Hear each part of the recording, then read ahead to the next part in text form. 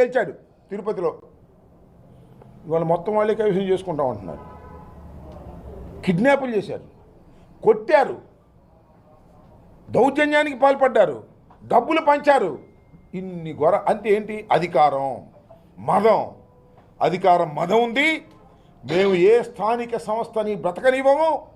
గెలిచిన వాళ్ళందరినీ కూడా వైసీపీ అంటే దించేస్తాం, లేదు మా పార్టీలోకి వస్తే రక్షిస్తాం. ఇదే కదా నేను మనవి చేస్తున్నా.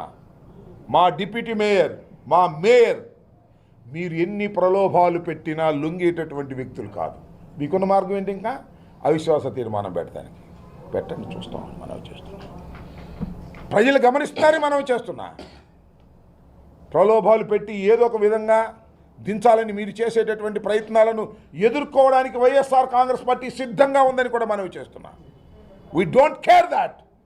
అయితే మేము బాధపడుతున్నట్టు ఏంటంటే మాలో ఉండి మమ్మల్ని మోసం చేసే వాళ్ళ గురించి బాధపడుతున్నాం. అది పోతే పోయారు, కండవాలు తీసుకుని పోయారు, డబ్బులు తీసుకుని పోయారు, నాకు తెలుసు ఎవరెవరు పోయారు, అంతా లిస్ట్ ఉంది. ఈ నలుగురు మాతో పాటు వచ్చి అటు ఓటేశారు కదా, అది కూడా మేయర్ గారికి తెలిసిపోద్ది సిస్టంల ప్రకారం. అవన్నీ అంతర్గతమైన విషయాలు, వాటి మీద సమీక్షించుకుంటాం అందరం కూర్చొని. ఇఫ్ నెసరీ యాక్షన్ తీసుకుంటాం, ముందుకు వెళ్తాం, భయపడే ప్రశ్న లేదు. ఇది మీ అందరి ద్వారా గుంటూరు ముఖ్యంగా ప్రజానీకానికి ఇంత దారుణంగా జరుగుతున్నటువంటి అంశాలను, పశువులు కొన్నట్టుగా కొంటున్నటువంటి అంశాలను ప్రజల హృదయాల్లోకి చేరాలని, ఇలా మోసాలు జరుగుతున్నాయనే విషయాన్ని చెప్పాలని చంద్రబాబు నాయుడు గారు శ్రీరంగ నీతులు చెబుతున్నాడు. ఎవడన్నా పార్టీ మారితే మాత్రం రాజీనామా చేసి రావాల్సిందే అంటాడు తాడేపల్లిలో. ఇక్కడేమో వీళ్ళు కొనేస్తారు, రాజీనామా లేదు, ఏమీ లేదు. చూశారుగా చంద్రబాబు నాయుడు పరిస్థితి ఎట్లా ఉంటుందో. బెల్ట్ షాప్ ఉంటే బెల్ట్ తెస్తా అంట, బెల్ట్ షాపు లేనిది ఎక్కడ. అన్ని దొంగ మాటలు, దొంగ వ్యవహారాలు, చీటింగ్ వ్యవహారాలు చేస్తున్నటువంటి ప్రభుత్వం ఇది, కూటమి ప్రభుత్వం ఇది. ఇన్ని అన్యాయాలు జరుగుతుంటే నాకు అర్థం కాల. తిరుపతిలో ఎవరండి? జనసేన కదా గెలిచింది. తిరుపతిలో ఇన్ని దౌర్జన్యాలు జరుగుతున్నాయి కదా. 49లో 48 సీట్లు గెలుచుకున్నటువంటి వైఎస్ఆర్ కాంగ్రెస్ పార్టీనేమో పక్కకు పోయింది. ఒక్క సీటు గెలుచుకున్న వాళ్ళేమో డిప్యూటీ మేయర్ ఎన్నికలో గెలిచారు. ఇది ప్రజాస్వామ్యమా? ఏమండి, ఆ తిరుపతిలో గెలిచినటువంటి జనసేన అడుగుతా ఉన్నా, ఆ జనసేన పార్టీ అధ్యక్షుడు డిప్యూటీ సీఎం గారిని అడుగుతా ఉన్నా, అయ్యా పవన్ కళ్యాణ్ గారు ఇంత ఘోరం జరుగుతుంటే మాట్లాడవే, సైలెంట్ మోడ్లో ఉన్నావే, మాట్లాడలా. ఇంత అన్యాయం, ఇంత ఘోరం జరుగుతూ ఉంటే is in silent mode. Pawan Kalyan garu నోరు విప్పరు. నోరు విప్పితే తప్పని చెప్పాలి, తప్పని చెప్పే ధైర్యం లేదు. చంద్రబాబు నాయుడు గారు చేస్తున్నటువంటి ఈ అకృత్యాలను ధైర్యంగా ఎదుర్కొని ఇది తప్పు అని ఖండించే శక్తిహీనుడు పవన్ కళ్యాణ్ గారు. తిరుపతిలో నీ శాసనసభ్యుడు గెలుచుకున్నటువంటి నియోజకవర్గంలో ప్రజాస్వామ్యం ఖూనీ అవుతుంటే నోటికి ప్లాస్టర్స్ కూర్చున్నావు ఏంటయ్యా? నాకు అర్థం కాలేదు. వారిని దుంపదేగా నేను 10 సంవత్సరాల నుంచి చూస్తున్నా, ఎంత ఊగిపోయేవాడు. ప్రజాస్వామ్యం అన్యాయం అయిపోతుంది, అక్రమం అయిపోతుంది, జగన్మోహన్ రెడ్డి గారు అన్యాయం చేస్తున్నాడు, ఇన్ని చెప్పావు కదా. మరి ఇవాళ ఏమైంది? ఇవాళ నీ నియోజకవర్గంలో అంటే జనసేన నియోజకవర్గంలో ఇంత దారుణం జరుగుతుంటే తిరుపతిలో పవిత్రమైన ప్రదేశంలో ఇన్ని దారుణాలు. అరే ఎమ్మెల్సీని కిడ్నాప్ చేశారండి, దుర్మార్గం. 4 కార్పొరేటర్లను ఎత్తుకుపోయి కొట్టి ఓట్లు వేయించుకున్నారండి తిరుపతిలో. వాళ్ళ తర్వాత వచ్చి కరుణాకర్ రెడ్డి గారి సమక్షంలో చెప్పారు, అయ్యా మమ్మల్ని కొట్టారు, బెదిరించారు, చేతులు ఎత్తకపోతే ఊరుకోమన్నారు, అందుకని భయపడి చేశామంటే ఇది ప్రజాస్వామ్యమా? పవన్ కళ్యాణ్ గారు నేను అడుగుతా ఉన్నా, జనసేన అడుగుతా ఉన్నా. ఈ దుర్మార్గాల్ని ప్రోత్సహిస్తున్నది ఒక్క చంద్రబాబు నాయుడు గారే కాదు, పవన్ కళ్యాణ్ గారు కూడా అనేటువంటి భావన కలుగుతూ ఉన్నటువంటి తరుణం. ఇప్పటికైనా సైలెంట్ మూడ్ నుంచి మారాలి పవన్ కళ్యాణ్ గారు.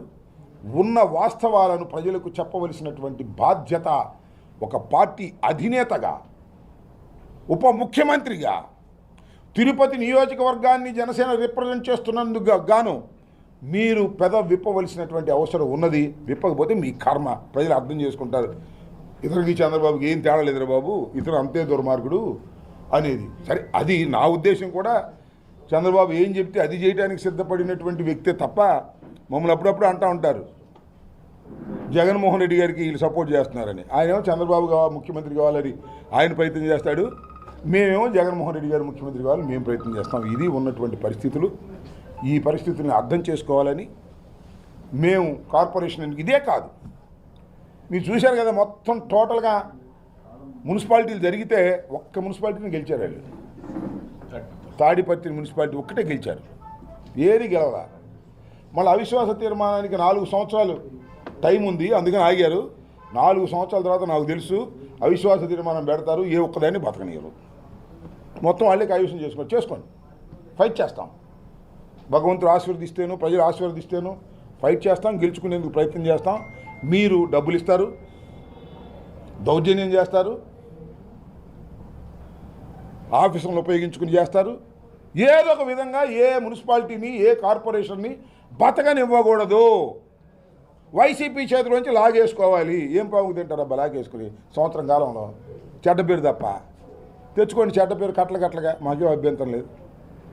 అది ఒక అంశం. ఇంకొక అంశాన్ని ఏంటంటే, బుడమేరు వరదల సందర్భంగా అనుకుంటున్నారేమో స్థాయి సంఘంలో మేము ఓడిపోయామనో, అవిశ్వాస తీర్మానం పెడితే మేము దానిలో పడిపోతామనో అనుకోమాకండి. 9,24,00,00,000 రూపాయలు బుడమేరు వరదల పేరిట ఖర్చు పెట్టామని చెప్పి లెక్కలు రాసి డబ్బులు కాజేశారు. ఎంత కాజేశారో తెలియదు. 9,24,00,000 కాజేశారా, లేక 24 లక్షలు మాత్రమే ఖర్చు పెట్టి 9 కోట్లు కాజేశారా, లేకపోతే దానిలో సగం కాజేశారా?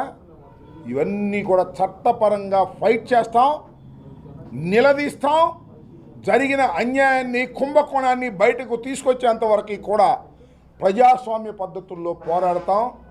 మా మీద ఎన్ని మీరు అవిశ్వాస తీర్మానాలు పెట్టినా, స్థాయి సంఘంలో కొన్నా సరే, ఆ 9,24,00,000 రూపాయలు చేసినటువంటి స్కామ్ని బయట పెట్టేంత వరకు వదిలిపెట్టమని కూడా ఈ సందర్భంగా నేను చెప్పదలుచుకున్నాను.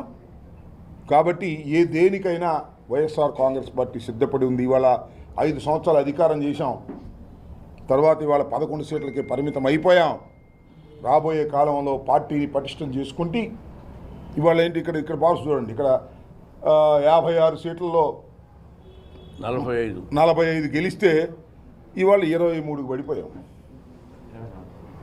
అంటే 23 జరిగింది, 24 జరిగింది, పోనీ 24 పడిపోయాం. ఇది నిలబడదా వాళ్ళ రేటు బట్టి, మా వాళ్ళ నైతిక బట్టి. ఒక్క విషయాన్ని మాత్రం నేను ఐఎమ్ అప్రిషియేటింగ్. ఇంత జరిగినా, ఇన్ని ప్రలోభాలు పెట్టినా, ఇన్ని చేసినా 24 మంది నిలబడ్డారు.